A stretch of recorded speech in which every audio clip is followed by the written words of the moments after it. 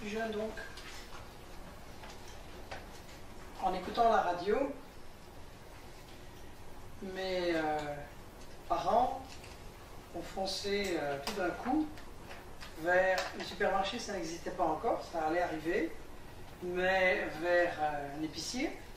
Et on a commencé à stocker du sucre, de la farine, du café, du chocolat, des toilettes, plein de choses.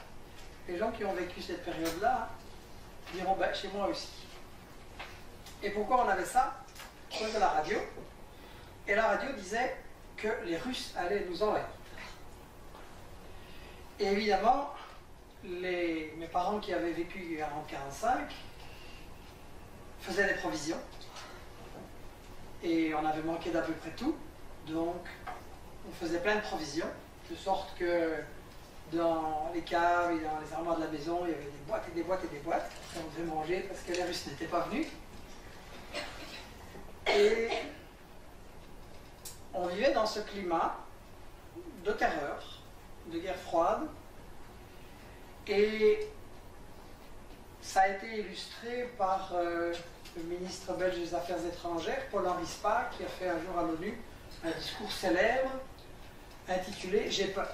J'ai peur, j'ai peur, j'ai peur, et il s'adressait à l'ambassadeur russe à l'ONU, et n'arrêtait pas de dire pourquoi il avait peur, et que vraiment il fallait rassurer mes parents et tous les parents de Belgique et d'Europe. Des années après, en étudiant ce genre de choses, je suis tombé sur des documents déclassifiés du Pentagone et des services des propagandes des États-Unis, qui disaient clairement, voilà, la menace soviétique n'a jamais existé, ils n'ont jamais eu l'idée ni la possibilité de nous envahir, mais c'est ce qu'on a raconté aux gens. Donc, pourquoi on a fait vivre mes parents et ceux de toute cette génération dans la terreur?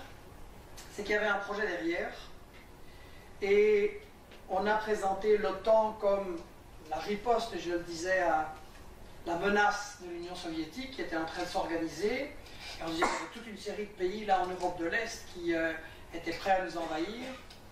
Mais en réalité, contrairement à la propagande officielle, c'est d'abord l'OTAN qui a été créée par les États-Unis et ensuite les pays de l'Est qui se sont organisés avec ce qu'on appelait le pacte de Varsovie pour résister, parce que la vraie menace était celle des États-Unis. Il faut rappeler que les États-Unis ont lancé la bombe atomique sur le Japon alors que ce n'était absolument pas nécessaire, qu'il y a eu des menaces très sérieuses d'utiliser la bombe atomique contre la Russie et surtout contre la Chine pour empêcher les luttes de libération. Et donc, la meilleure défense, c'est l'attaque, et au niveau de la propagande, il fallait absolument expliquer aux gens qu'on était dans le travail de protéger les populations civiles contre les méchants communistes qui allaient nous envahir. Ça, c'est le contexte de la création de l'OTAN. Quand vous lisez les statuts, c'est effectivement très beau. C'est une organisation pour la protection des populations européennes contre une invasion. Alors, puisque l'OTAN existe toujours, et que l'Union soviétique n'existe plus, et qu'il n'y a plus de méchants communistes au pouvoir en Russie, pourquoi l'OTAN existe toujours? Elle a soi-disant été créée par rapport à la menace, pourquoi elle existe toujours? Et ça, pour le saisir, il faut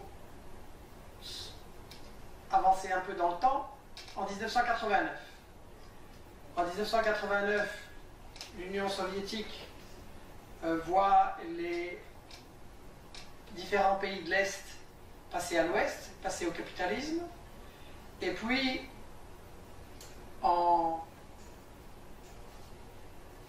la contestation se développe en Russie aussi, l'URSS, et il y a une rencontre très importante entre James Baker, qui est alors le ministre des Affaires étrangères de Bush, le père, et Gorbatchev, secrétaire général du Parti communiste, et on pousse Gorbatchev à laisser tomber les pays socialistes de l'Est, et il en a envie, mais il dit oui, mais j'ai pas envie d'avoir l'OTAN à ma frontière, à la frontière de ce qui est encore l'Union soviétique à ce moment-là. Et James Baker lui dit solennellement, nous n'allons pas avancer d'1 mètre. L'OTAN ne va pas venir se rapprocher de la Russie. Et le lendemain, ça commence en fait. Gorbatchev, naïf ou autre chose, laisse tout tomber, et l'OTAN commence son encerclement. Et à partir de 89, on a une action sur plusieurs plans. Et il s'agit en fait d'encercler, non plus l'Union soviétique, mais même la Russie, puisqu'on a fait éclater l'URSS. Il s'agit vraiment de l'encercler. Et pour ça, de lui couper ses accès à la mer et ses possibilités de riposter à la flotte des États-Unis, qui est un élément essentiel pour la suprématie mondiale des États-Unis.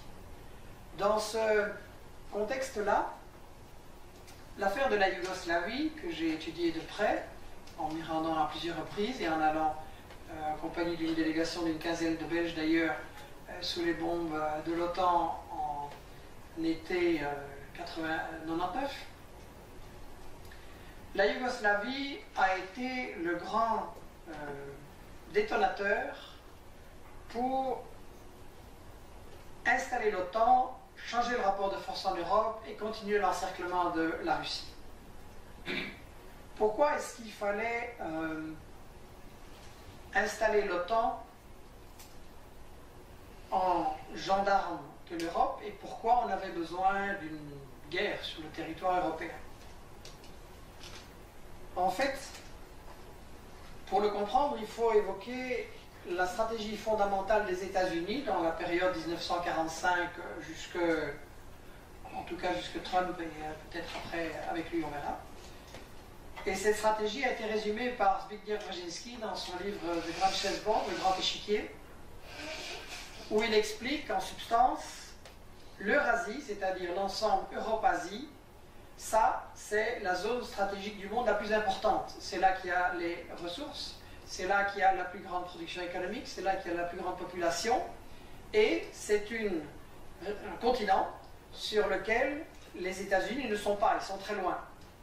Donc, et Brzezinski explique, si vous voulez contrôler le monde, il faut contrôler l'Eurasie. Et comment faire?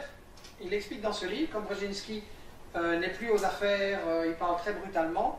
Pour situer un peu, Brzezinski, c'est l'homme qui a envoyé Ben Laden et le terrorisme islamiste en Afghanistan pour renverser le gouvernement de gauche et attirer l'Union soviétique dans un piège qui a parfaitement fonctionné.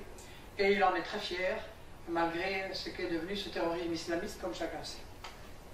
Et donc Brzezinski explique à l'époque qu'il faut absolument empêcher une alliance sur le continent euro-asiatique entre les grandes puissances, la Russie, l'Iran et la Chine, qui sont les grandes puissances de l'Asie, et la possibilité que l'Allemagne ait une alliance avec la Russie, et donc le continent eurasiatique échappe à la domination des États-Unis.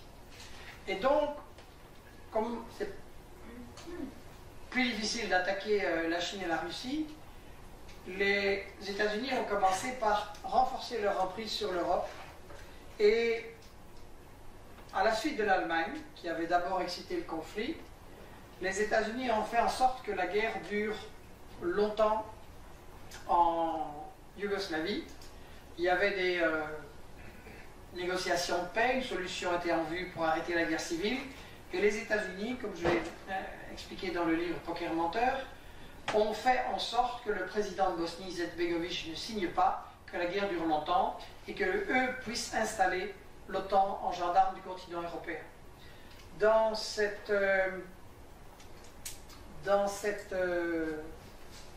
comédie, un rôle assez triste a été joué par Willy Klaas, qui a été longtemps notre ministre des Affaires étrangères, qui était secrétaire général de l'OTAN. Et tout le travail a consisté à mettre de côté l'ONU, qui est normalement l'organe international où on doit se régler les conflits.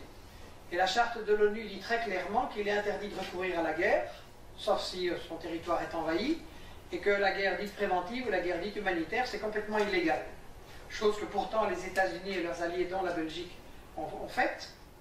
Et Willy Klaas a effectivement joué un rôle assez dégoûtant dans la liquidation de ce qui avait été acquis après la Deuxième Guerre mondiale. La Deuxième Guerre mondiale, la guerre a été tellement horrible que tout le monde se rend compte qu'il faut changer les lois, qu'il faut adopter des principes de droit international, que la guerre doit être illégale et qu'il doit y avoir des procédures de négociation et de conciliation. C'est clairement écrit dans la charte de l'ONU. La guerre est le crime suprême.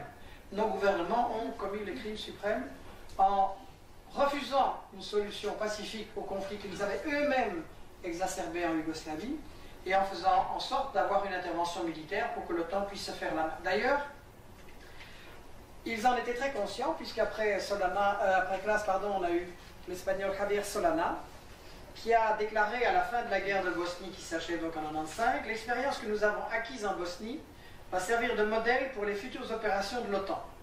Donc, ils savent déjà que c'est une répétition, qu'ils se sont fait la main. Et à l'époque, il y avait encore beaucoup de naïveté, particulièrement à gauche, sur ces projets de l'OTAN. Mais quand on analysait bien les documents et les études stratégiques, qui ne sont pas secrètes, il ne s'agit pas d'aller fouiller les poubelles comme au Watergate, ce sont des choses qui sont dans les revues d'études stratégiques aux États-Unis, en Allemagne, en France. Quand ils parlent entre eux, ils disent les choses brutalement. Et justement, là, 3 conseillers de l'armée des États-Unis écrivent en septembre 1993 que l'OTAN doit absolument sortir de sa zone, sinon il va sortir de son boulot. NATO must go out of its area or go out of business. Ça veut dire que l'OTAN n'est effectivement plus nécessaire et que si on veut le maintenir, il y a des gros intérêts là derrière, il faut alors une bonne guerre et de nouveaux ennemis. Et les raisons de cette guerre en Yougoslavie sont pas du tout celles qui sont sorties à la télévision où on parle pour le peuple, mais sont celles que Bill Clinton avait dit lui-même à un moment donné. Si nous voulons des relations économiques solides, nous permettant de vendre dans le monde entier, il faut que l'Europe soit la clé. C'est de cela qu'il s'agit avec toute cette chose du Kosovo. Pour vendre dans le monde entier, l'Europe c'est la clé, et c'est de cela qu'il s'agit avec toute cette chose, that thing of Kosovo. Plus clair encore, l'éditorialiste du New York Times disait « Pour que la globalisation marche, l'Amérique ne doit pas craindre d'agir comme la superpuissance omnipotente qu'elle est. La main invisible du marché ne fonctionnera jamais sans un point caché. McDonald's ne peut être prospère sans McDonnell Douglas, le constructeur de l'avion F-15. » Donc la globalisation, ce n'est pas le marché libre, c'est les bons pour imposer le marché dominé par les multinationales US.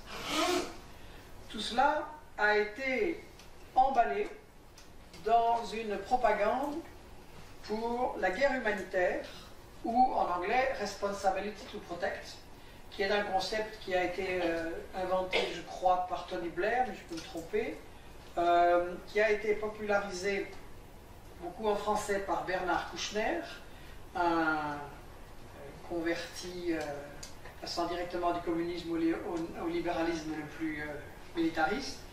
Et Bernard Kouchner a développé l'idée que quand un peuple souffre soit d'une agression d'un voisin, soit de violences commises par ses propres dirigeants, eh bien, les pays occidentaux ont non seulement le droit, mais le devoir d'aller protéger ce peuple.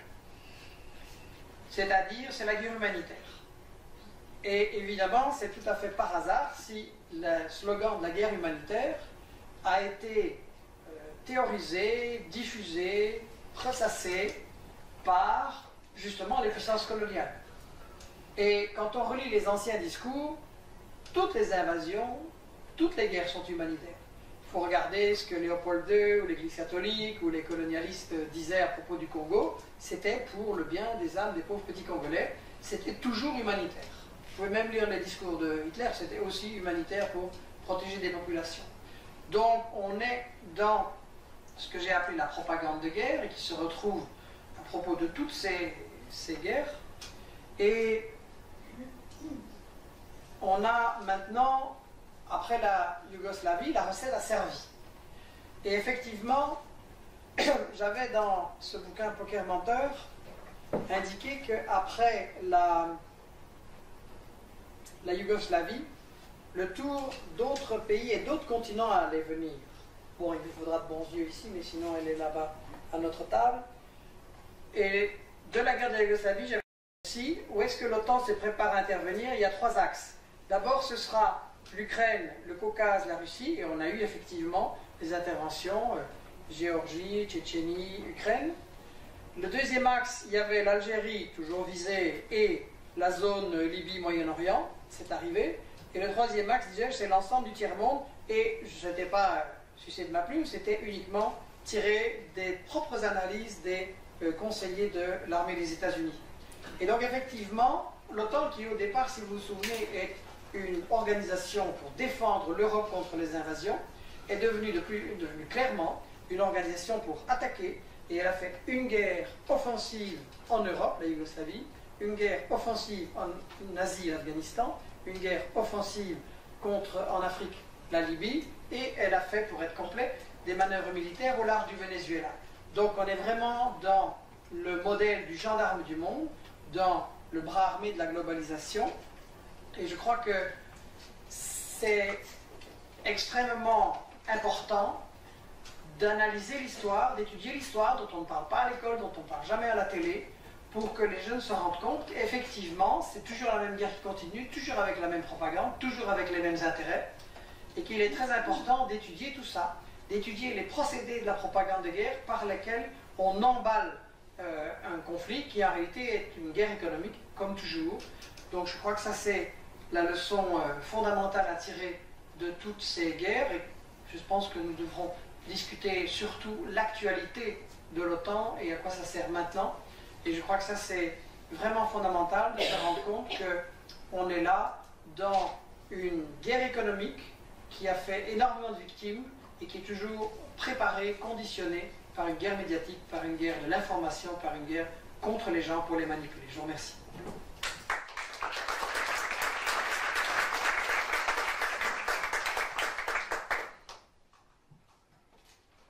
Les deux premières questions sont clairement très importantes puisque ça porte sur que faire et c'est ça qui doit nous préoccuper à fond.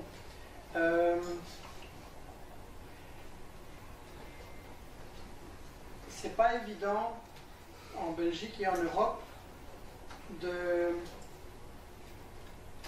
militer contre la guerre.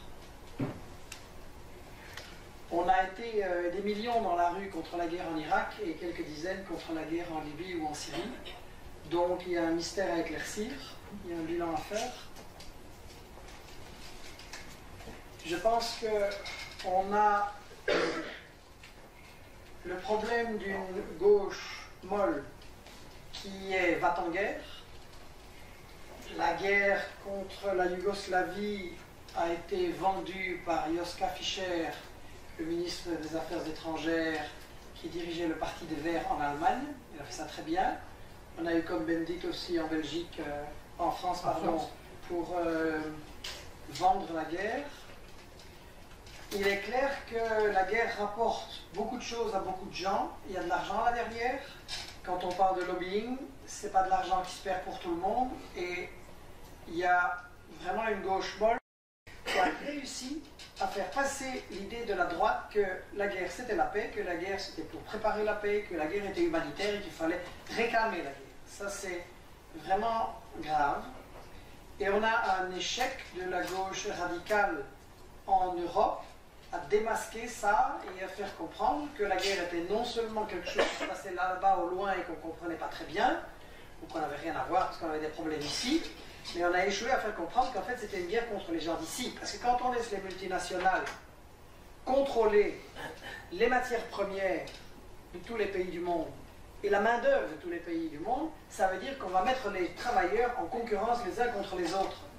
Et quand on a Merkel qui se fait passer pour une humanitaire parce qu'elle accueille plein de Syriens et je ne sais pas quoi, la réalité est que les services d'études du patronat allemand lui ont dit pour que l'économie allemande continue à tourner, on a besoin de jeunes, on a besoin d'immigrés, on a besoin de gens qui sont très qualifiés, on ne va pas payer leur formation qui a été faite là-bas, et on va ici les amener, et ça va faire baisser les salaires et les conditions de travail.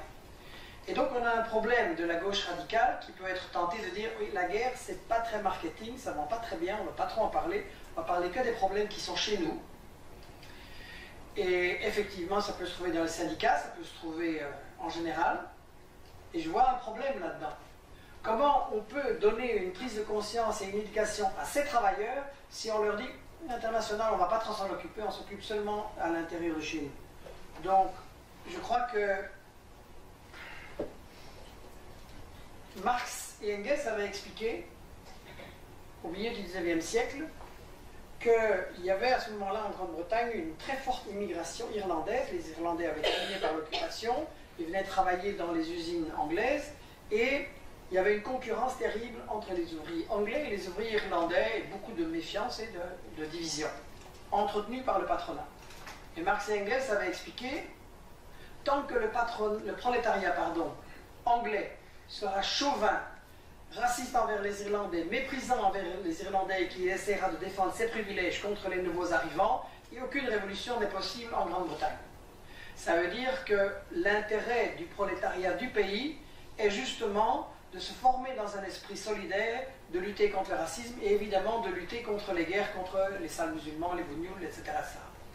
Donc, je crois que c'est une erreur tactique si on ne fait pas le travail justement, ici aussi, en plus au cœur de l'OTAN, d'éduquer par rapport à la guerre et par rapport au fait qu'elle est une agression. Ce que Ludo a dit, je m'apprêtais à le dire, quand il y a eu le 11 septembre, Rumsfeld a dit, je crois 2 ou 3 heures après, est-ce que vous avez compris maintenant qu'il va falloir renforcer la défense des États-Unis, il veut dire le budget de la guerre, et que le seul endroit où on peut le prendre, c'est la sécurité sociale.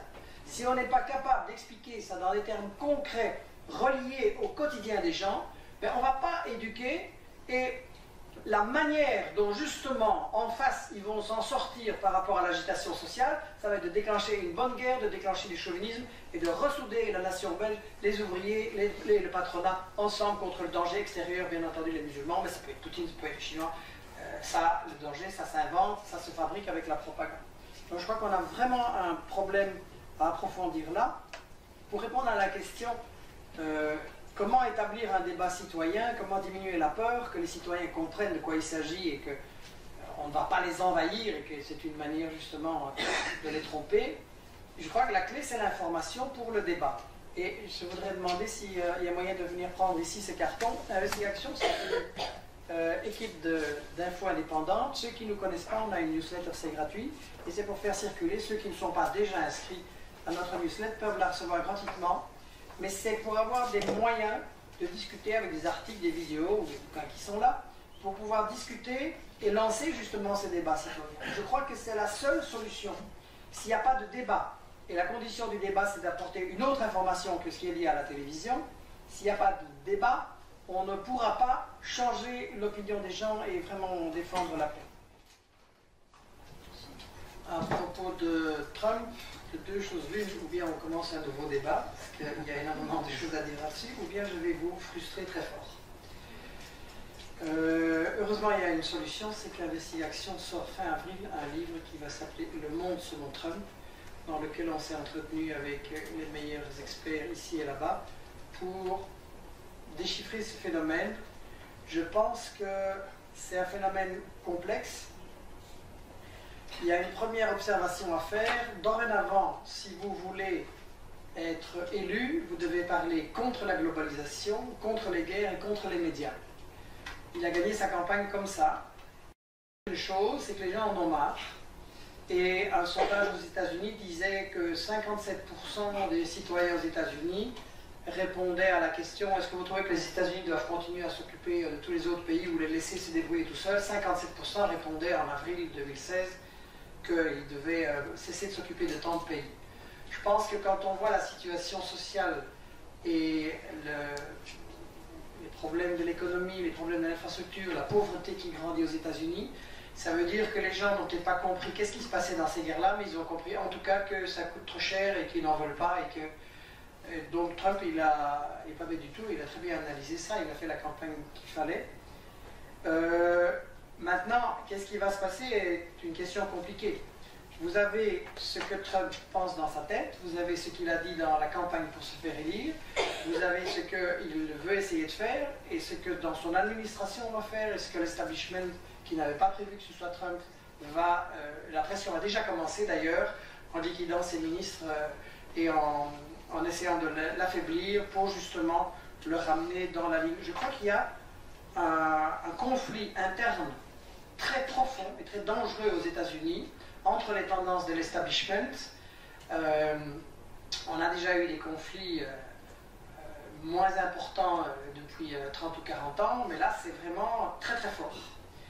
Et je crois que c'est une situation explosive. Pourquoi les Européens, les puissances européennes se mettent à genoux devant les États-Unis? Ben, les puissances européennes sont affaiblies depuis longtemps. La Grande-Bretagne, depuis la Deuxième Guerre mondiale en fait, la Grande-Bretagne est affaiblie, la France est affaiblie. Il y a juste l'Allemagne qui a réussi à se recréer une position. Et là, dans ce pays, il y a maintenant un débat très clair sur qu'est-ce qu'il fallait faire sur la Libye, l'Ukraine, la Syrie. Est-ce qu'il fallait suivre les États-Unis et Hillary Clinton qui nous emmenait gentiment vers la Troisième Guerre mondiale, ou est-ce qu'il fallait penser à ses propres intérêts? Et je crois que les puissances comme la France ont besoin des États-Unis pour jouer le gendarme du monde et pour protéger leurs intérêts face aux méchants Chinois et aux méchants pays du Sud qui veulent se libérer. Et en même temps, chaque fois que les États-Unis interviennent en Afrique, par exemple, c'est aussi pour bouffer des parts du gâteau de la France. Donc, je crois que c'est un problème complexe qui nécessite l'analyse vraiment très fine des stratégies. Le monde, il est en train d'évoluer à toute allure. Il devient de plus en plus complexe.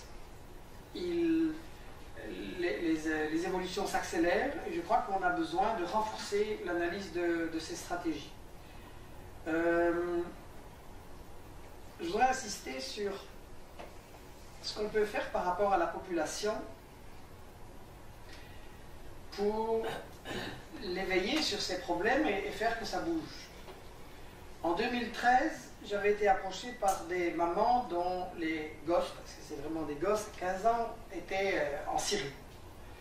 Et j'avais invité à un grand débat sur le titre « Jeunes qui partent en Syrie, que pouvons-nous faire ?» J'avais invité, pardon pour le PTB, mais les 4 grands partis politiques de l'époque, à savoir le PS, le CDH, Écolo et le MR. Ils n'ont pas voulu venir. Le seul qui voulait venir, c'est Philippe Moureau, mais il disait « je ne voulais pas être seul ». Milquet a refusé, toutes les semaines elle inventait un nouveau prétexte. Didier Reynders a refusé, Écolo aussi, ça c'était bizarre, a refusé. Et donc, les jeunes qui partent en Syrie avec tous les... On a demandé ça en août 2013. Et on a dit, ce qu'ils font là-bas, ils vont venir le faire ici. Et ils s'en foutaient complètement. Et les gens dans les quartiers savent que quand on allait chez les policiers, en disant, ce jeune-là, on pense qu'il est en train d'être travaillé, qu'il va peut-être partir, pas tous les policiers, il y en a qui faisaient bien leur boulot, mais il y en a qui disaient, mais qu'il aille seulement en Syrie, mais qu'ils ne reviennent pas ici. Donc, ça, on l'a entendu tout plein. Donc, tout ce qui arrive avec Charlie, avec le Bataclan, avec Malbec et Zaventem, c'était prévu. Hein. C'est juste le coup du boomerang. Donc, on a vraiment un rôle fondamental à faire prendre conscience aux gens que la politique qu'on mène est dangereuse pour eux. Tout d'abord, c'est cette armée de terroristes-là. C'est rien d'autre que l'armée des États-Unis qui n'osent pas envoyer leurs soldats sur place au sol. Hein. C'est que ça. Après la guerre du Vietnam, où ils avaient ramassé une raclée formidable devant l'héroïsme des Vietnamiens, ils ont dit, bon, on ne peut plus descendre sur le terrain. Il faut donc faire ce qu'ils appellent proxy wars, c'est-à-dire la guerre par des intermédiaires, par des forces locales. Et ils ont employé la recette Brzezinski en Afghanistan avec Ben Laden, qui pratiquait, c'est le début du terrorisme à ce moment-là, et ça a magnifiquement réussi. Puis Brzezinski s'en est félicité, ils ont appliqué la même recette en Bosnie, au Kosovo, dans le Caucase, en Libye, en Syrie, au Mali et ailleurs. Boko Haram, c'est les États-Unis derrière, hein, contre le Nigeria. Donc c'est une utilisation cynique de ces jeunes comme armée de rechange. Et ça, on doit être capable d'expliquer à la population. Il y a des faits, il y a des documents, il y a des déclarations d'eux-mêmes. Hillary Clinton l'a dit, tous ces gens-là l'ont dit eux-mêmes. Mais ça ne peut pas passer à la télé. Ça, c'est le problème et ça, c'est notre responsabilité. Véronique a bien répondu sur la nécessité d'une collaboration plus poussée entre tous ceux qui s'occupent de l'information et de la lutte pour la paix. Pour ce qui est d'investigation, on n'est pas une organisation comme telle, on n'a pas la capacité et on n'a pas l'idée de faire le travail qui doit être fait par ces organisations. Nous, on est juste un média On pense que c'est une information dont chacun a besoin pour militer, que ce soit pour la paix, pour la justice, etc. Mais je suis d'accord que ça nous interpelle fortement. Il y a encore beaucoup trop de sectarisme et de chacun chez soi. Et il y a des organisations qui invitent pour apporter des points de vue qui sont comme ça détonnants. Il y en a d'autres qui ne veulent toujours pas. Et on a, en ce qui nous concerne, un sérieux problème avec les médias pour commencer, et puis avec certains courants politiques, que quand on parle sur la guerre, quand on parle sur les coups d'État organisés par la CIA, hop, après 30 secondes, on est complotiste, c'est fini, la discussion est terminée. Et pourtant, j'ai fait un jour au Festival d'Attaque une conférence après un film où j'ai juste donné des citations des dirigeants et des responsables des États-Unis eux-mêmes. Je n'ai pas dit un mot qui venait de moi-même. C'était que leur propre déclaration. Donc ils le disent eux-mêmes, mais ça passe pas à la télé. Donc on a, ça c'est la spécialité d'investigation, on a un vrai problème qui nous informe, qui nous cache les réalités profondes qui sont derrière les guerres, qui sont derrière le fric qui se fait autour de ça.